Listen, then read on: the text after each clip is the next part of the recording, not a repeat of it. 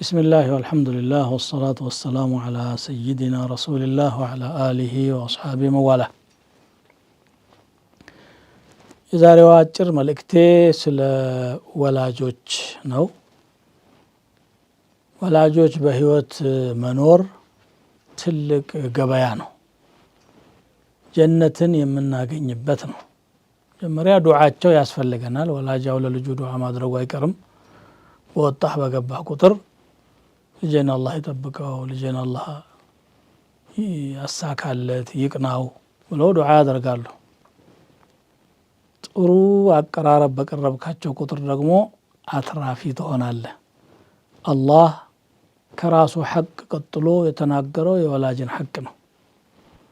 እኛ ለመገኘት ለማደግና አሁን ባለንበት ሁኔታ እንድንኖር ሰበብ የሆኑት እነሱ ናቸው። በተለይ እናት በሆዷ 9 ወር ተሸክማ ከዚያ በኋላ ደግሞ 2 ዓመት አጥብታ ከዚያም በኋላ ሸክሟ ሳይወርድ ተከታትላ አብራ ለፍታ መከራ አይታ የምታሳድግ የአላህ ስጦታ የሆነች ሰው ናት። የእሷን ነገር ችላ ማለት አላህ የዋለልህን ጸጋ መናቅና ችላ ማለት ነው የሚሆነው። ነቢዩ ሰለላሁ ዐለይሂ ወሰለም አንድ ሰሓባ ጠየቃቸው፣ መን አሐቁ ናሲ ቢሑስኒ ሰሓበቲ፣ በመልካም ጉድኝቴ ወይም ደግሞ በመልካም ሁኔታ ከነሱ ጋር በመሆን የበለጠ ተገቢ የሆነው ሰው ማን ነው ብሎ ሲጠይቃቸው ወላጅ እናትህ ናት አሉት። ከሷ ቀጥሎስ ሲላቸው እሷው ናት አሉት። ቀጥሎስ ሲላቸው እሷው ናት 3 ጊዜ። 4ተኛ ሲጠይቃቸው አባትህ አሉ። ለምን? ሁለቱስ ወላጅ አይደሉም እንዴ? አዎ ሁለቱም ወላጅ ናቸው። ሁለቱም ተጨንቀዋል። ግን ማን እንደናት? እንደሷ ማን መከራየ? እንደሷ ማን ተንገላታ? እንደሷ ማን ተጨነቀ? አዎ አባትም ያስባል፣ ይጨነቃል። ልጁ ከፍ ብሎ ማየት ነው ሁሌ ምኞቱ። ተንከባክቦ አስተምሮ ተቆጥቶ መክሮ ቁም ነገር ያደርሳል። ሁለታቸውንም በቁርአን ላይ በጣምራ ነው የሚያነሳቸው። ወቀضى ربك ألا تعبدوا إلا إياه وبالوالدين إحسانا፣ ጌታህ ፈርዷል ከሱ በስተቀር ሌላ እንዳትገዙ፣ ለወላጆችም በጎ ዋሉ ብሎ አደራ ብሏል ይላል። አደራ ነው፣ የአላህ አደራ ነው። واعبدوا الله ولا تشركوا به شيئا وبالوالدين إحسانا፣ አላህን ተገዙ በሱ ምንም አታጋሩ፣ ወላጆቻችሁ ደግሞ በጎ ዋሉ ይላል።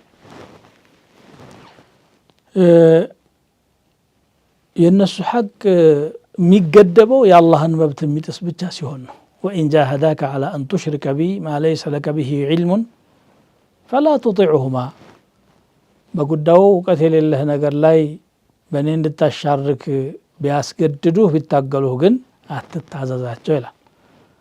ላ ጣዓተ ሊመክሉቅን ፊ ማዕስየት ልኻሊቅ፣ የአላህን ፍቃድ በመንቀፍ ላይ ማንም ሰው ሊታዘዙት መብት የለውም ይላል።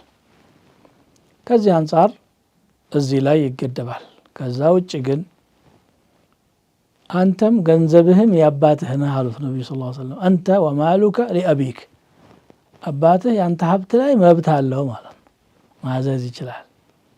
የሻውን ያህል የሓጃውን ያህል ማንሳት ይችላል። አንተ እንኳ ባትፈቅድለት። አንተ እኮ የእሱ ከስብ ውጤት ነህ። የእናትህ ከስብ አንተን ነው አንዱ ያፈራችው። አልወለዱ ከስቡ አቢህ፣ የአባቱ ስራ ውጤት ነው። ወልዶ ተንከባክቦ አሳድጓል። አንድ ወላጅ ይባላል።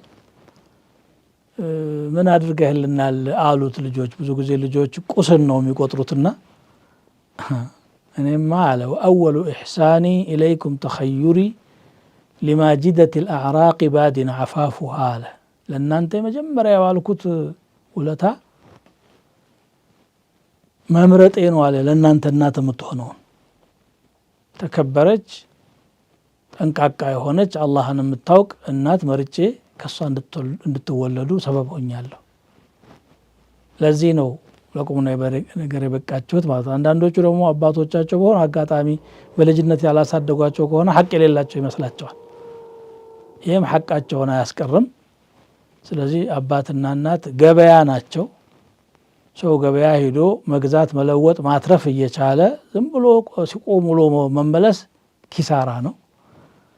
ከዚህ ኪሳራ አላህ ይጠብቀን። ከሄዱ በኋላም ልንላቸው የምንችለው ነገር አለ። ሰደቃ በመሰደቅ ዱዓ በማድረግ በስማቸው ወይም ለነሱ ነይተም ማለት ነው ወቅፍ በማድረግ በመሳሰሉት መንገድ ኸይር መስራት እንችላለን። ርዕሱ ከዚህ በላይ የሚያነጋግር ቢሆንም ለአጭር መልእክት ከዚህ በላይ ጊዜ ላለመውሰድ እዚህ ይቋጫለሁ የዛሬውን። ወሰላሙ አለይኩም ወረሕመቱላሂ ወበረካቱ።